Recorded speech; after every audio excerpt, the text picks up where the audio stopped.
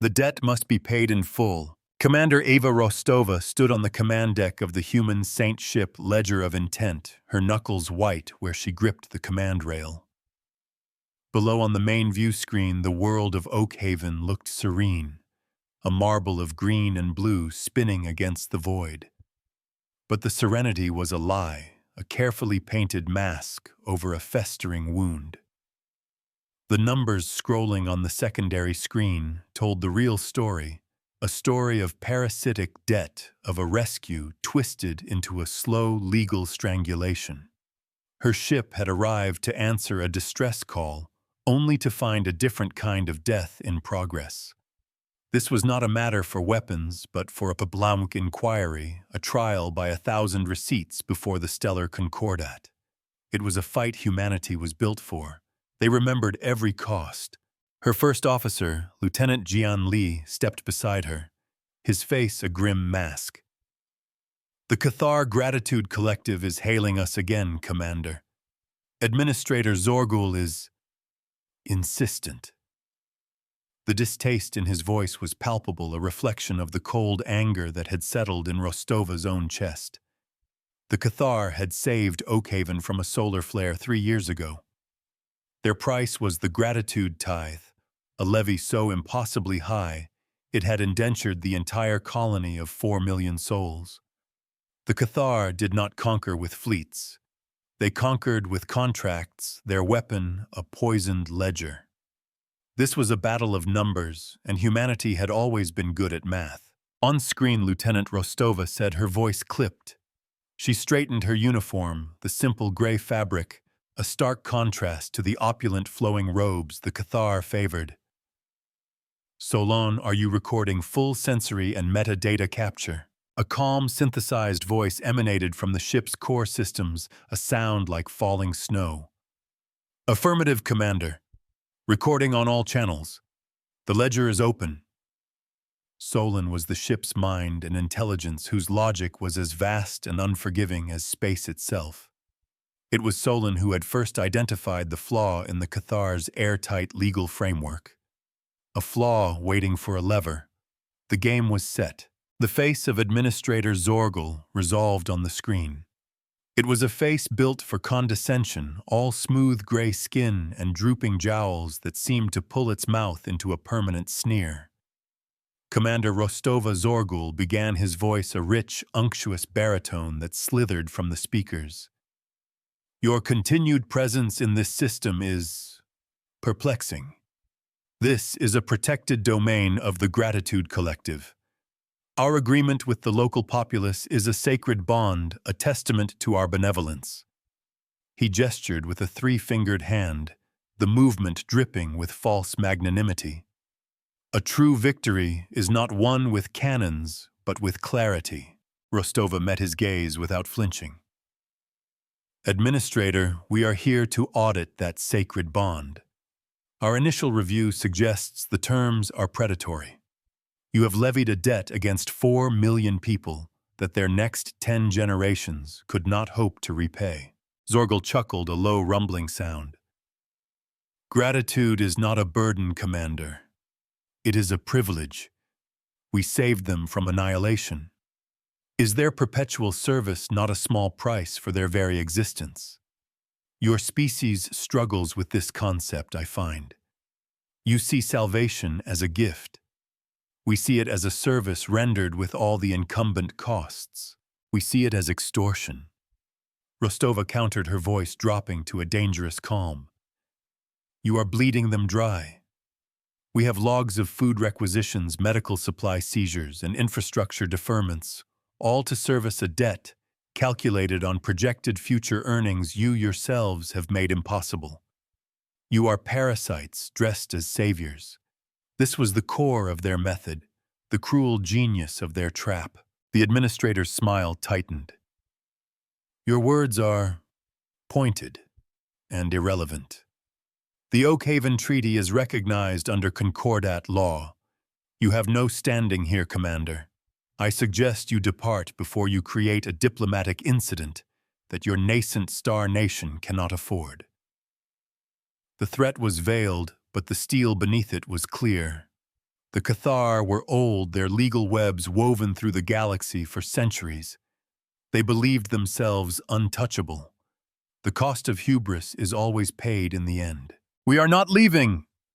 Administrator Rostova said, her voice ringing with finality.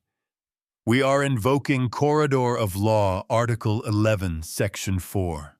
We are demanding a public inquiry into the terms of the Gratitude Tithe and the Oakhaven Treaty. A formal petition has just been filed with the Concordat Tribunal on Aurora Station. For the first time, a flicker of something other than smug superiority crossed Zorgel's face. It was annoyance, sharp and sudden. A public inquiry on what grounds? A frivolous claim. It will be dismissed. The grounds, Rostova said, allowing a thin, cold smile to touch her lips, are fiduciary negligence and predatory accounting. You claim to be their patrons. We intend to prove you are their predators. The ledger remembers all debts, especially those paid in blood. The transmission cut, leaving Rostova's reflection on the dark screen. The inquiry was a gamble, a massive one. It would force the Cathar to defend their entire economic model in the full light of the galactic community. They would bring their best legal minds, centuries of precedent, and a network of allies. Humanity had the ledger of intent, its unwavering AI, and the simple, damning truth. The first cost was now due. On Oakhaven, a young girl named Ilara watched the human ship, a silver needle in the black blanket of night. Her family's farm was failing. The Cathar's tithe had taken their best soil reclaimers last year, claimed as interest. Her father now worked the fields with rented equipment, the debt spiraling higher. She had heard the adults whispering about the new ship in orbit, the one that wasn't gray and bulbous like the Cathars. They spoke the word hope, like a forbidden prayer, a treasure they were afraid would be stolen too. The weak owe the strong for their mercy. That is what the Cathar taught. Rostova stood in the ship's legal archive, a vast, silent chamber where light flowed like water through crystalline data stacks. Lieutenant Commander Eris Thorne, her chief legal officer, stood before a holographic display, his brow furrowed in concentration. The room was cool, smelling faintly of ozone and recycled air. Thorne was a man who found beauty in the stark architecture of law, a warrior whose weapons were clauses and precedents. He was dissecting the Oakhaven Treaty, a document hundreds of pages long, written in the Cathar's notoriously convoluted legal dialect. It was a masterpiece of entrapment.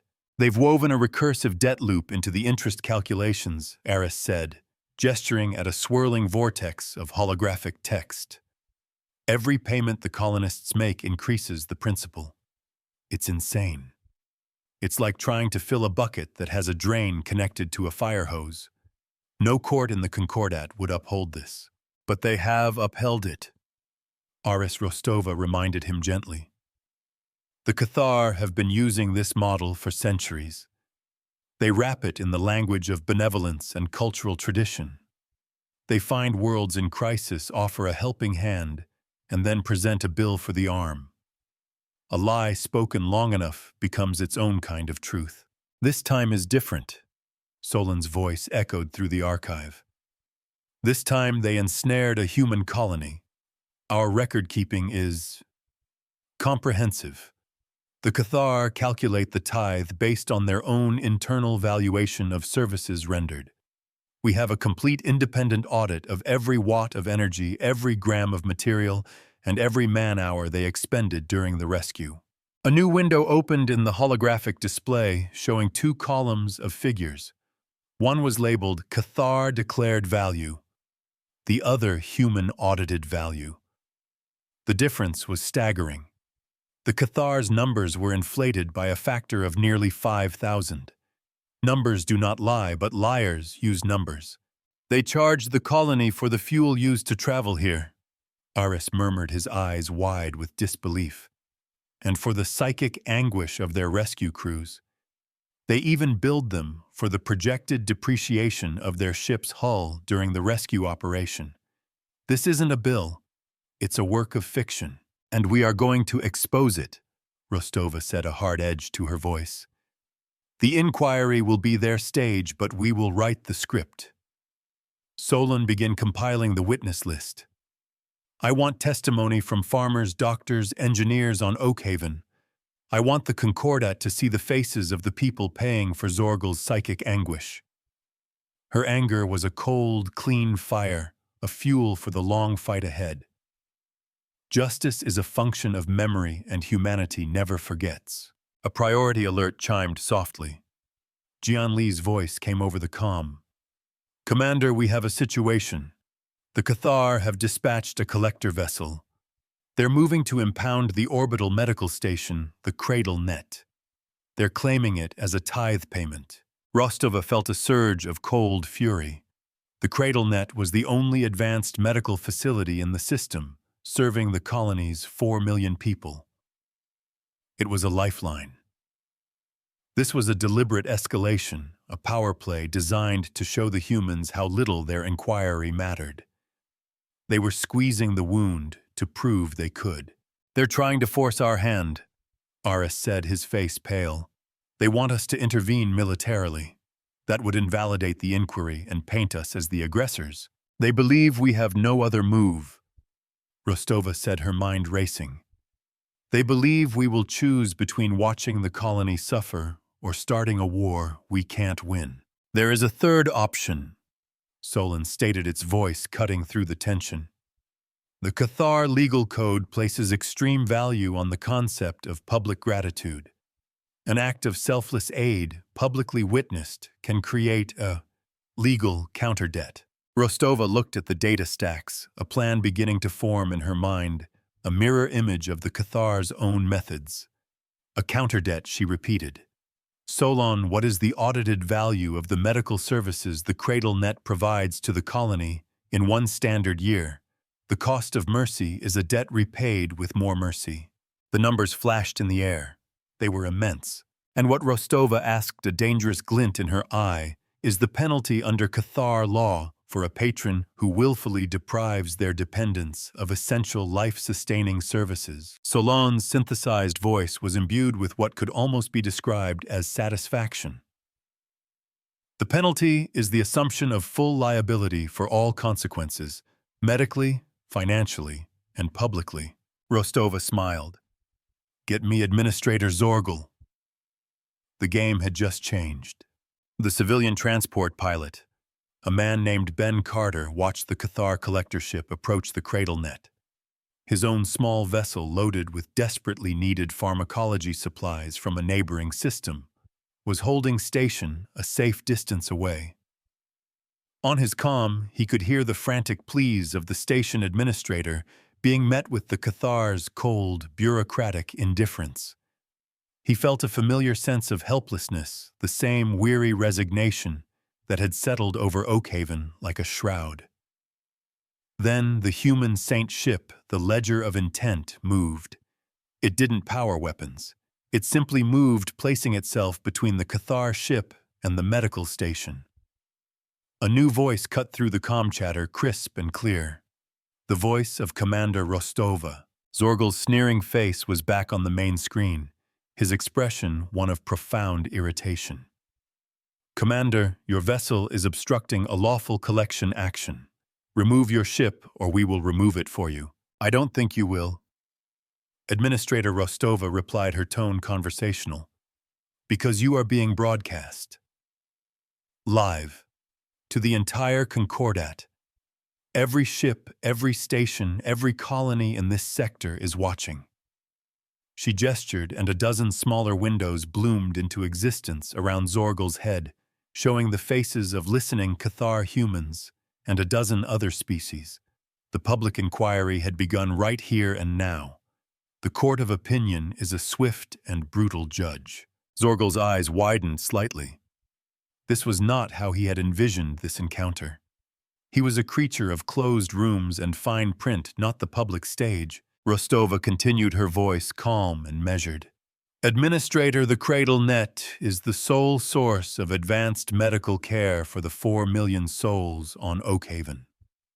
Your own treaty designates you as their patron, their protector. Is that not correct? Our role is administrative, Zorgal snapped, recovering his composure. We are not their caretakers. Oh, but you are, Rostova said. Your own legal code under the benevolent patron doctrine is quite clear. A patron who accepts a gratitude tithe also accepts a fiduciary duty to ensure the well-being of the tithed. By seizing this station, you are willfully violating that duty. A law is only a weapon if you know how to wield it. Zorgal's jowls quivered with indignation. That is a gross misinterpretation of our traditions. Is it? Rostova pressed. Solon, please display the audited medical value of the cradle net versus the Cathar's declared tithe value. The numbers appeared beside Zorgal's face. The cradle net's value as a functioning hospital was astronomical. The Cathar's claimed value for tithe purposes was a pittance the value of its raw materials. You see, Administrator Rostova said, her voice like ice. You want to claim the station for its scrap value while ignoring its functional value. At the same time, you want to collect a tithe based on the colony's potential, which is entirely dependent on the health and well-being this station provides. You can't have it both ways. The truth has its own specific gravity. Zorgal was sputtering now, his carefully constructed composure crumbling under the weight of thousands of watching eyes. This is a legal ambush, a perversion of justice. No, Administrator Rostova said, her voice rising to fill the bridge. This is a public accounting, and we are just getting started. She leaned forward. The ledger of intent is now formally invoking the intercession clause. We are taking the cradle net under our protection as a neutral third party to prevent a humanitarian crisis. Furthermore, we are delivering the medical supplies you have blocked. We will, of course, be sending you the bill. A mirror does not judge. It simply reflects. On the screen, the small human transport ship began its final approach to the cradle net shielded by the bulk of the Saint ship. The Cathar collector vessel, its captain clearly unwilling to create an incident of this magnitude, held its position impotent. And we will be adding the cost of this entire incident to the public ledger of your transgressions. Administrator Zorgal Rostova finished, her voice cold and clear. A ledger for the entire Concordat to see. We look forward to seeing you at the formal inquiry. I suspect we will have much to discuss. The connection severed. The bridge of the ledger of intent was silent for a moment, the tension slowly draining away. Jian Li let out a long, slow breath. That was beautifully done, Commander. It was just the opening statement, Rostova replied, turning away from the screen. Now the real work begins. Aris. I want every piece of Cathar legal precedent that touches on patronal responsibility. Solon, I want you to run a projection. What is their next move? Their next move, Commander, the AI's voice replied, will be to attack the foundation of the inquiry itself. They will attempt to prove that humans are incapable of understanding the concept of gratitude. They will try to put our very nature on trial. The greatest lie is the one a people tells about itself. Rostova nodded grimly. Let them. We'll be ready. She looked out at the spinning green world of Oakhaven, a world that had almost been consumed by a lie, a world she would save with the truth. One receipt at a time, days bled into a week as the ledger of intent held its vigil. The formal inquiry on Aurora Station was scheduled, and the digital corridors of the Concordat buzzed with anticipation. The Cathar, through their vast network of proxies and allies, had launched a campaign to discredit humanity. They painted humans as a young aggressive species, transactional and cold, a people who saw altruism as a weakness and debt as a simple calculation to be zeroed out. They claimed humans could not grasp the subtle spiritual beauty of perpetual gratitude. They were preparing the legal battlefield, seeding the ground with their own narrative. Every war is first fought with words. Rostova spent her time with Eris Thorn poring over depositions from the colonists. The stories were heartbreaking in their mundane cruelty. A farmer whose daughter's life-saving medicine was seized as a biological asset.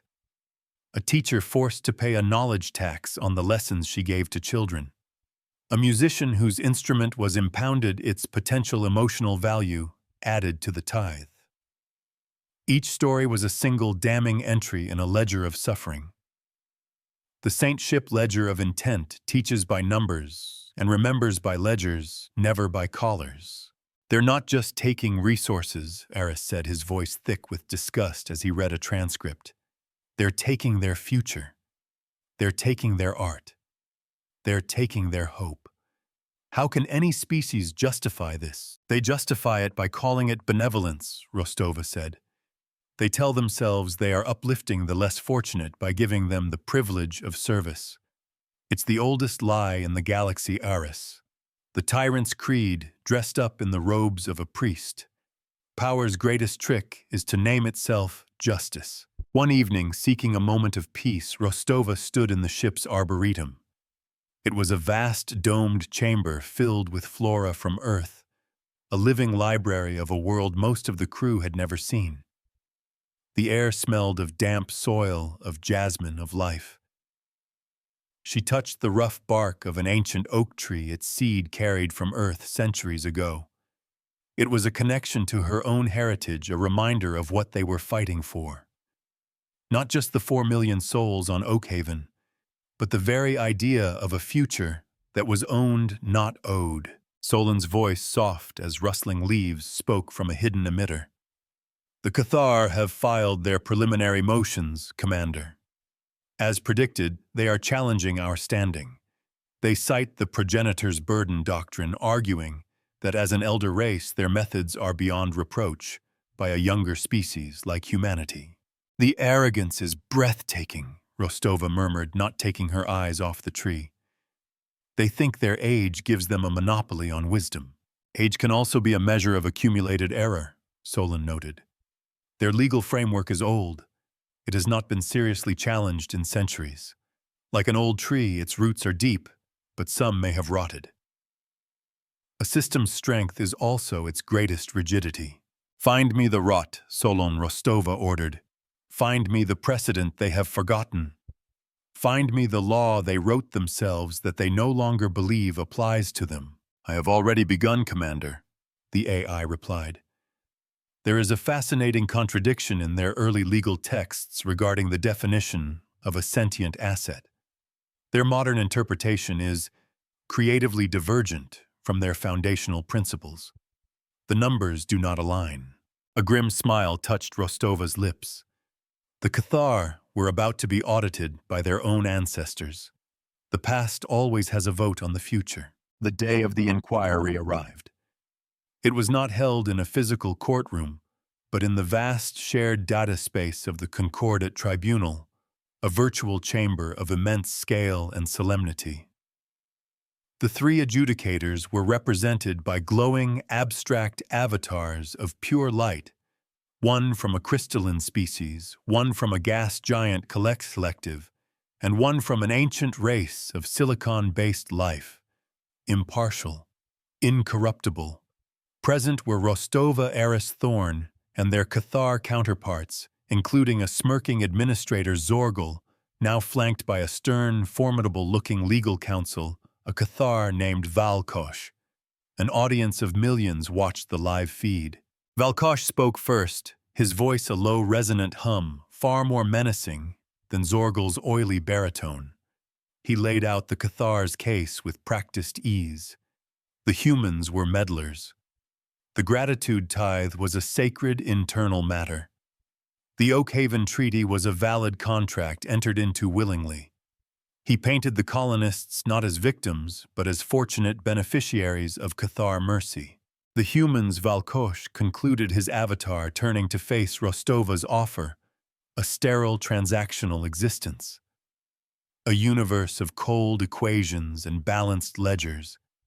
We offer meaning. We offer purpose through service. We offer the spiritual satisfaction of a debt honorably borne. We ask the tribunal to dismiss this frivolous inquiry and allow our sacred work to continue. He had framed the debate perfectly: human accounting versus Cathar spirit. Eris Thorn took the floor. He did not immediately refute Valkosh. Instead, he began to tell a story. He told the story of Alara's family, of the soil reclaimers taken from their farm. He presented the ship's logs from the cradle net, showing how infant mortality had tripled since the Cathar had begun seizing medical equipment. He showed the tribunal the musician's contract where the Cathar had placed a monetary value on potential future symphonies and added it to the principle of the tithe. A story can be a weapon more powerful than any law. He presented fact after fact, number after number, a relentless, dispassionate accounting of the suffering on Oakhaven. He used the Cathar's own ledgers, their own seizure notices, their own contracts. He turned their bureaucracy against them, showing that beneath the lofty language of gratitude was a simple, brutal machine of extraction. He did not speak of malice, only of consequence. The machine was working as designed. The Cathar speak of a spiritual debt, Aris said, his voice quiet but clear in the vast virtual space. But they collect that debt in flesh and blood, in sorrow and hunger. We do not question their right to be paid for services rendered. We question the currency they are demanding. We question a price that is by their own design infinite. Justice begins with a true and accurate accounting. The first adjudicator's light pulsed slowly. Administrator Zorgul, your collection methods seem punitive. How does creating this level of hardship among your dependents align with the benevolent patron doctrine? Zorgul's avatar straightened. Hardship is a tool for spiritual growth. The humans cannot comprehend this. Their obsession with comfort makes them weak. We are strengthening the people of Oakhaven, forging them in the crucible of honorable debt. It was a bold, arrogant defense, and it was exactly what Rostova had been waiting for. So you are intentionally inflicting hardship for their own good, Rostova's voice cut in sharp and precise. It was her first time speaking. Of course, Zorgul snapped. It is our way. It is our right. Your right as their patron, Rostova clarified. Yes, Zorgul said, falling deeper into the trap. Our sacred right. Then you admit you have a patronal relationship with the colony of Oakhaven, Rostova stated. It was not a question. Valkosh, the lead counsel, seemed to sense the danger. His avatar flickered as he tried to interject, but it was too late. Of course we do, Zorgul boomed. It is the very foundation of our agreement. Excellent, Rostova said, her voice dropping to a predatory calm. Solon, please display Cathar Foundational Law, Precedent Alpha 7 concerning the patron's mandate. A new block of text appeared in the center of the chamber.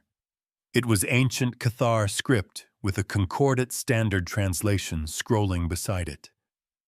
The text was unequivocal. A patron who accepts a tithe is legally and financially inseparable from their dependent. They are, in the eyes of this ancient law, a single economic entity. The law was designed to prevent patrons from exploiting their subjects and then abandoning them in poverty. It made the patron responsible for the dependent's debts. It also made the dependent a beneficiary of the patron's assets. Eris Thorn took over, his voice ringing with the clarity of a bell.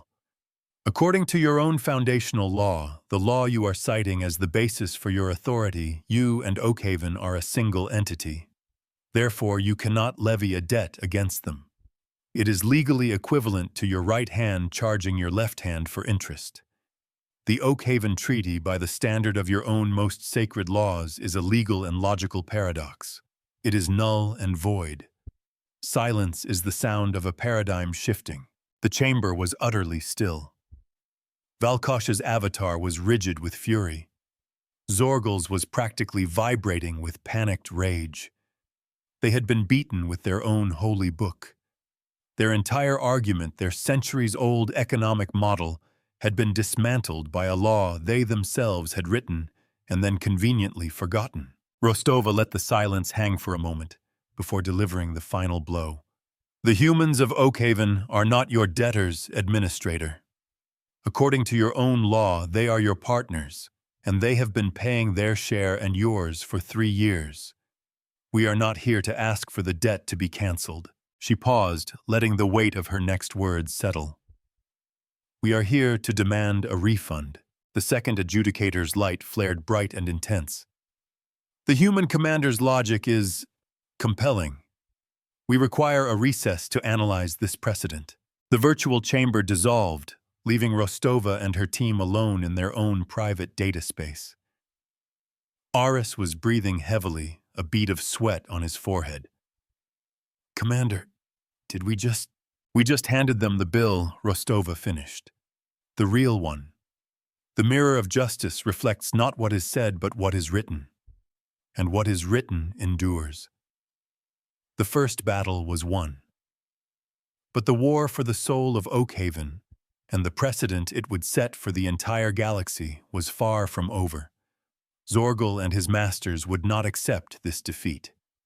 They would escalate. The only question was how. The recess was a void, a silent, empty space where a bombshell had just detonated. On the bridge of the Ledger of Intent, the mood was not triumphant, but taut like a wire stretched to its breaking point.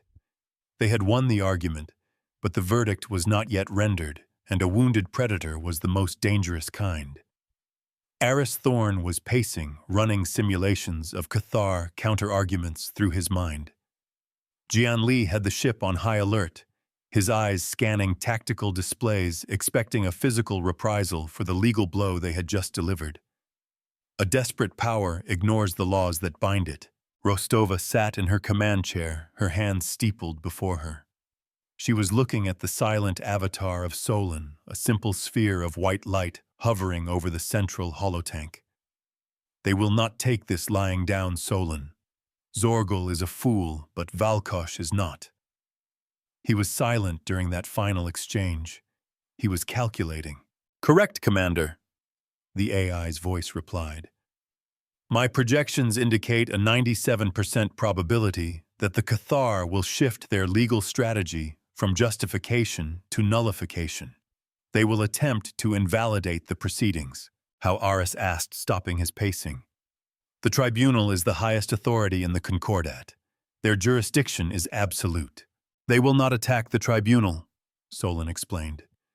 They will attack our evidence. They will attack our motive. They will seek to frame the Ledger of Intent for a crime, thereby rendering our testimony inadmissible.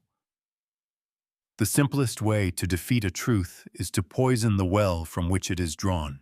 Rostova's gaze hardened. They will try to make us the villains.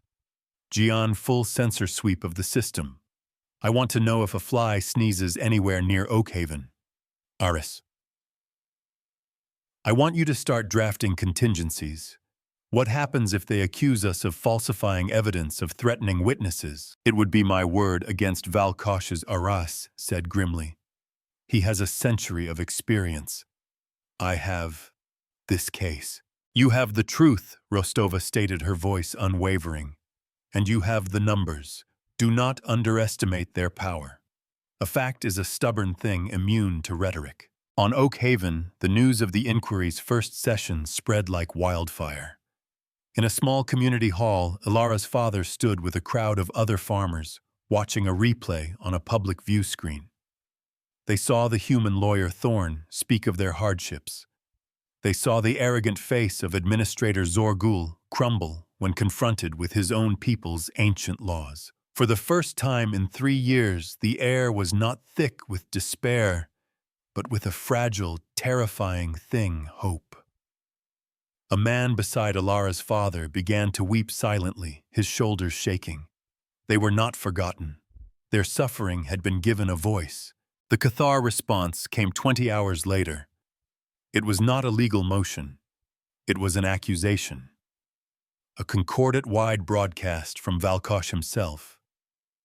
He stood before the gleaming seal of the Gratitude Collective, his expression one of solemn regret. He claimed to have uncovered a conspiracy, He presented evidence, heavily edited audio logs, falsified shipping manifests that suggested the ledger of intent had not come to Oakhaven to audit the tithe, but to sell advanced weaponry to a radical faction of colonists. He was painting them as arms dealers fomenting insurrection for profit. He was turning their ledger against them. Every accusation is a confession of the accuser's own methods.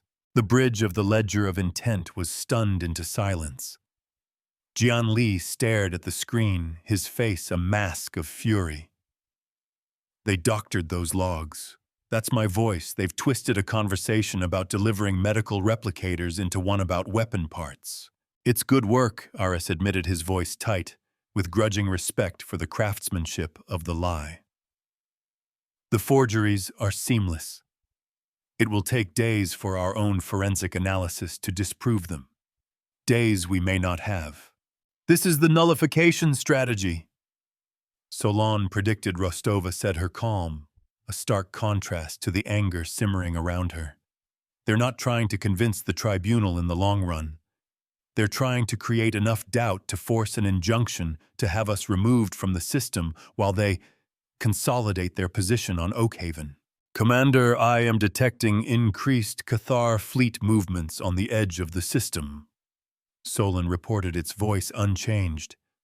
3 collector vessels and 1 vessel of a class I do not recognize. It is heavily shielded. A new piece on the board always changes the game. They're preparing to enforce the lie, Rostova breathed. They're going to use this frame-up as a pretext to board our ship or attack the colony. Her mind raced through the options. They could retreat, clear their name, and return, but by then Oakhaven would be crushed. They could fight, but that would prove Valkosh's accusations true, painting them as aggressors. They were trapped. We need a better truth, Rostova said, her voice low and intense. She turned to the glowing sphere of the AI. Solon. When you analyzed the Cathar rescue operation, you noted it was comprehensive. Did you analyze the solar flare itself, the one they saved Oakhaven from? I did, Commander, Solon replied. Natural solar events have a distinct energy signature, a unique spectral fingerprint. The Oakhaven flare of 3 years ago was anomalous. A cold dread mingled with a flicker of vindication washed over Rostova. Anomalous how? Its particle acceleration curve was unnaturally steep, and there was a residual energy signature in the star's Corona 1 that does not match any known stellar phenomenon. It is, however, consistent with the energy signature of a specific class of deep space gravimetric lance, the same class of weapon used to destabilize small stars for mining operations. The numbers once interrogated always tell their secrets. The implication was monstrous. Aris Thorne stepped forward, his face pale. Are you saying they caused the flare that they endangered 4 million people just to put them in their debt? The correlation is high, Solon stated. A 99.7% probability. The Cathar did not rescue Oakhaven. They took it hostage. There it was. The rot at the root of the tree. The foundational lie upon which the entire structure of the gratitude tithe was built. This changed everything. It elevated the case from predatory lending to attempted mass murder. But it was an accusation so enormous, so vile, that no one would believe it without irrefutable proof. The unknown vessel, Rostova said, the pieces clicking into place. The heavily shielded one. What are the odds it's carrying a gravimetric lance, Solon? Given the current tactical situation, the AI replied. It is the most logical conclusion.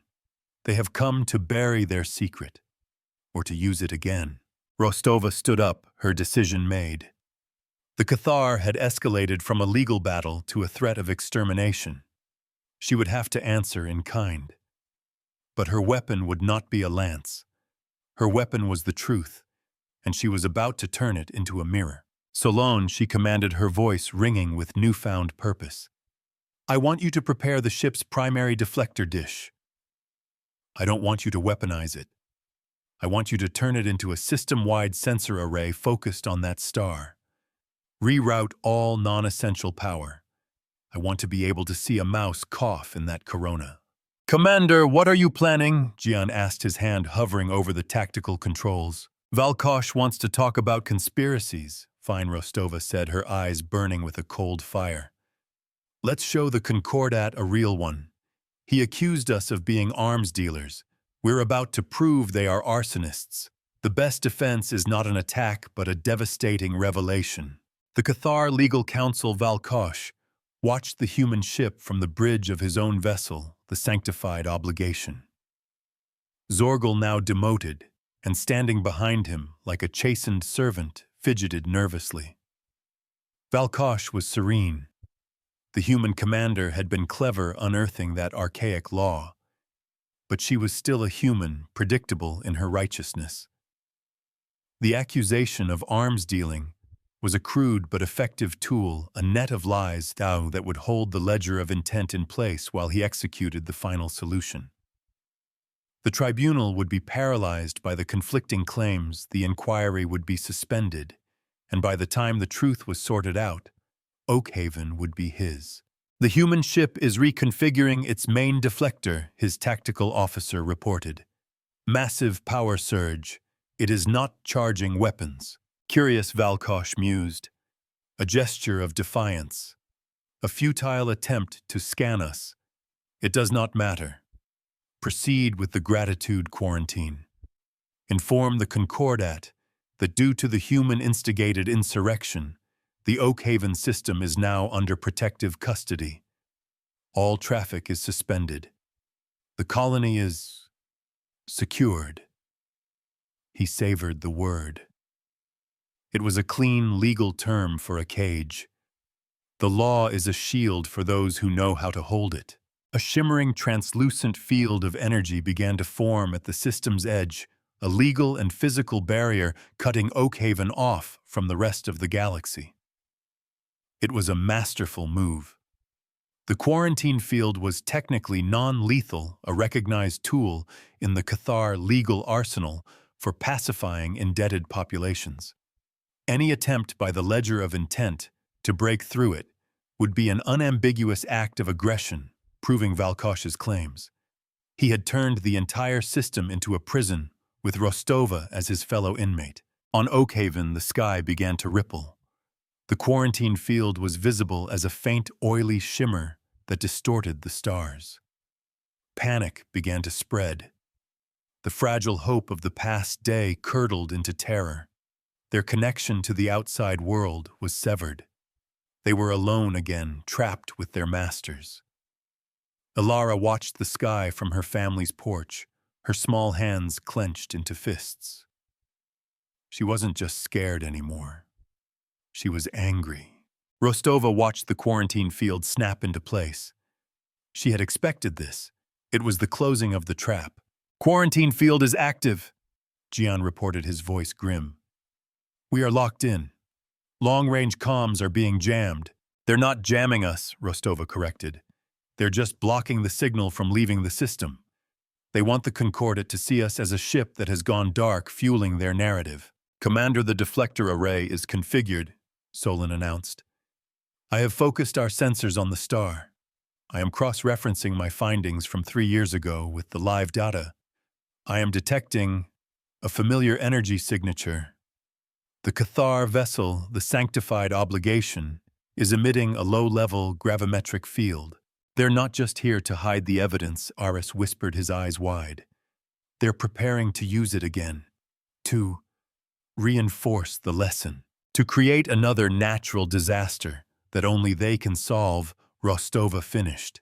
"To prove to the colonists that their only hope is the Gratitude Collective. It's monstrous. The cruelty of the wicked is always matched by their predictability." This was the final piece. The Cathar were not just murderers. They were serial abusers creating the very crises they profited from. The time for subtle legal maneuvering was over. It was time for the mirror. "Solon," Rostova said, her voice steady and clear.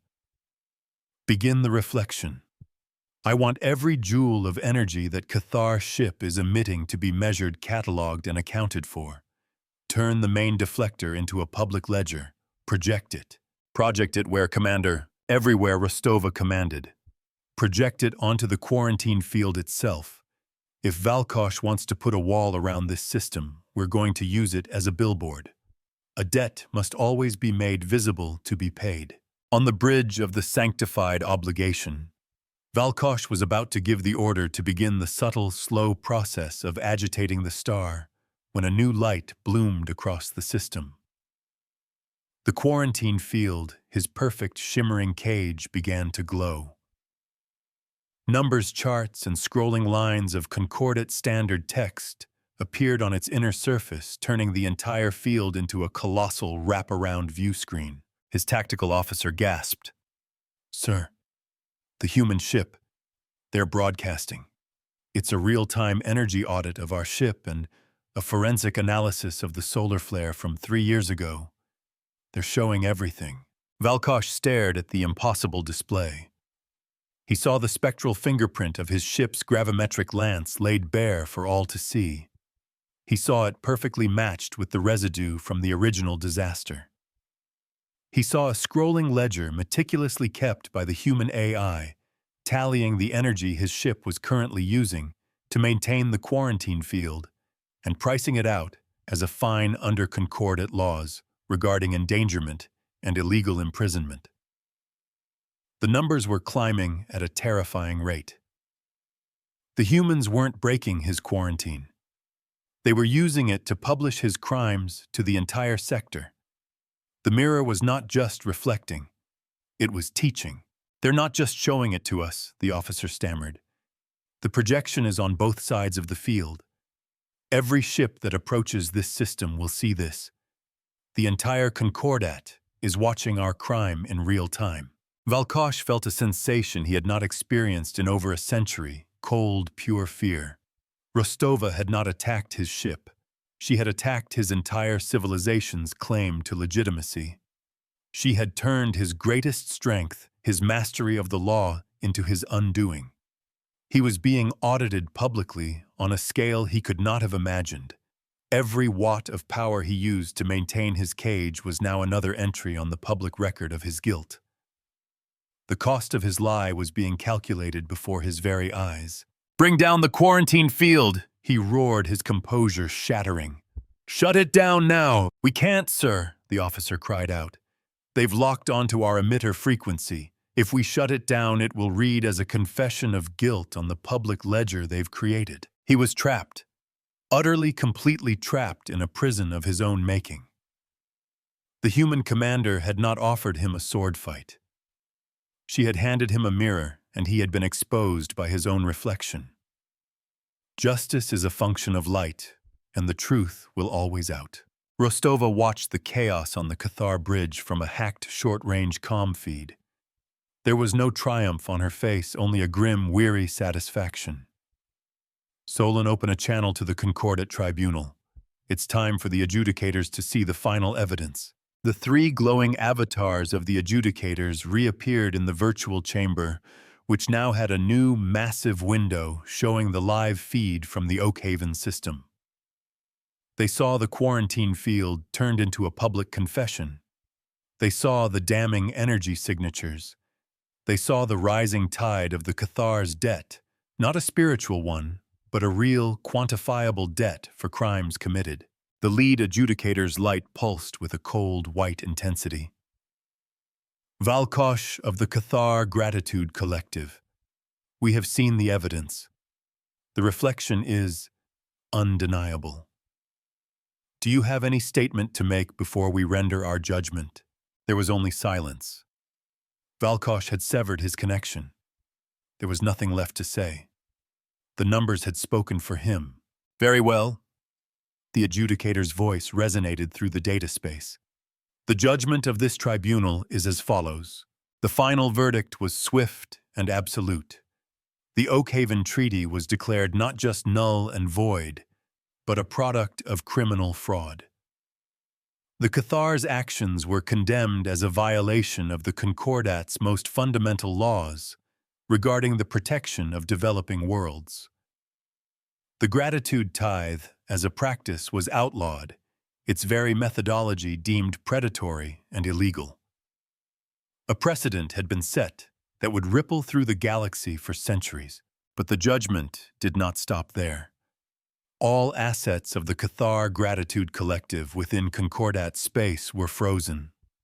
A fine was levied against them, a fine so large it would cripple their economic power for a generation. And the fine was to be paid directly to the people of Oakhaven as restitution. The debt had been returned in full to its rightful owners. The public ledger entry blinked, confirmed the letters stark and final against the void. The Cathar ships in the Oakhaven system stripped of their legal authority, and facing concordate sanctions began a slow, humiliating retreat. The quarantine field flickered and died, leaving the stars clear and sharp once more. The victory was total, but it had not been without cost. The ledger of intense deflector systems were severely strained, requiring a month of repairs at a starbase. Commander Rostova received a formal commendation for her actions, but it came with a private, stern warning from the Human Fleet Command about the risks she had taken, about the precedent of a single ship's captain rewriting galactic law. The win was earned, but it had made powerful people nervous. Standing on her bridge, looking down at the now free world of Oakhaven, Rostova felt the immense weight of the past weeks settle on her.